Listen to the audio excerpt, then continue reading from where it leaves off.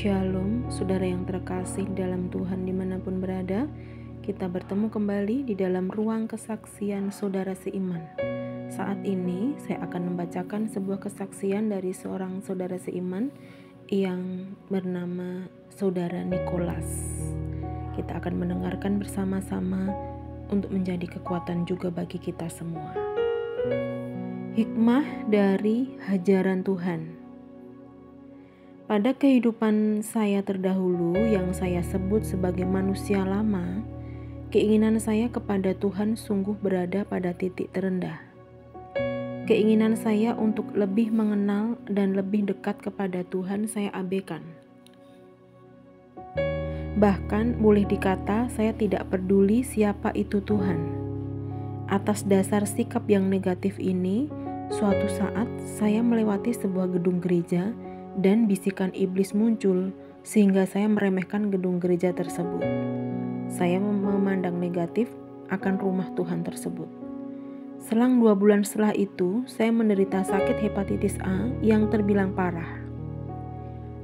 Angka normal bilirubin total yang seharusnya maksimal 1,0 sampai 1,2, tetapi yang terjadi pada saya sampai mencapai angka 8,5.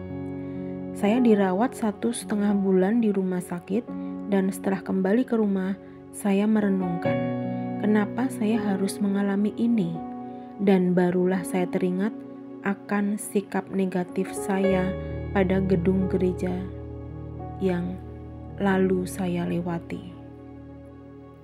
Pada masa pemulihan itu, saya membuka Alkitab dan saya terhenyak ketika membaca kitab Amsal 3 ayat 11 yang berbunyi, "Hai anakku, janganlah engkau menolak didikan Tuhan dan janganlah engkau bosan akan peringatannya." Ayat 12, "Karena Tuhan memberi ajaran kepada yang dikasihinya seperti seorang ayah kepada anak yang disayangi." Seketika itu saya menyadari bahwa Tuhan memberi saya sakit yang harus diopnam di rumah sakit itu sebagai bentuk nyata dari tindakan Tuhan yang menghendaki agar pola pikir dan keimanan saya harus berubah menjadi iman yang hidup dan bersandar pada Tuhan. Dan tentunya ajaran Tuhan ini memberi makna agar saya harus lebih banyak mengenal dan lebih dekat kepada Tuhan yang menciptakan kita dan kita menjadi miliknya. Pada kesempatan lain, Tuhan menyatakan kemurahannya dengan mengenalkan saya dengan seorang hamba Tuhan yang banyak memberikan nasihat-nasihat kerohanian.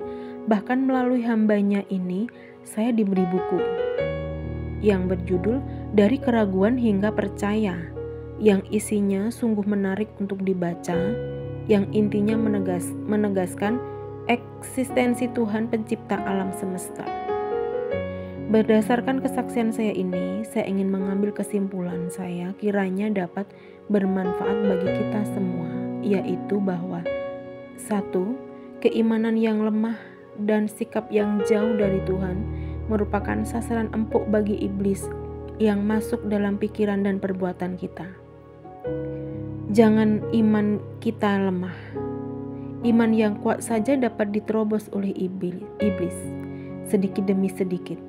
Ibarat tetesan air hujan yang lama-kelamaan melubangi sebuah batu.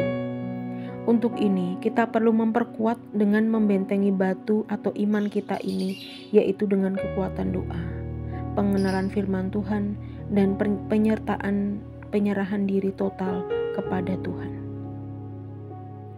Yang kedua, jangan sekali-kali meremehkan Tuhan, termasuk kepada rumah ibadah Tuhan. Karena Tuhan menghendaki rumah ibadahnya sebagai rumah yang diberkati untuk memuji dan menyembah kepadanya. Sehingga sikap saya yang dulunya meremehkan rumah Tuhan itu sebagai sikap yang membuat murka Tuhan. Dan yang ketiga, janganlah kecewa, janganlah berkecil hati jika Tuhan menghajar kita. Karena hajaran Tuhan itu sebagai bentuk nyata kepedulian dari Tuhan akan kasih-Nya kepada kita, agar kita sadar akan kekeliruan yang kita lakukan. Dan percayalah, dengan hajaran Tuhan ini kita akan mendapati jalan yang benar seturut kehendak-Nya. Dan yang keempat, Tuhan sangat menyayangi kita sebagai anak-anak-Nya. Siapapun kita, bagaimanapun kesalahan kita, ingat janji Tuhan kepada kita, sebagaimana pada Amsal 3 ayat 12. Karena Tuhan memberi ajaran kepada yang dikasihinya, seperti seorang ayah kepada anak yang disayangi. Demikian saudara kesaksian saya. Semoga bermanfaat bagi kita semua untuk pertumbuhan iman dan perbuatan kita yang semakin berkenan kepada Tuhan. Amin. Demikian saudara kesaksian dari saudara seiman kita, yaitu Nikolas, yang mengajarkan kepada kita untuk kita jangan pernah meremehkan Tuhan, supaya kita senantiasa dengar-dengaran akan Tuhan, supaya kita jangan sekali-kali meremehkan ajaran-ajaran Tuhan di dalam hidup kita. Terima kasih saudara, kita bertemu kembali di dalam ruang kesaksian saudara seiman esok hari. Tuhan Yesus memberkati.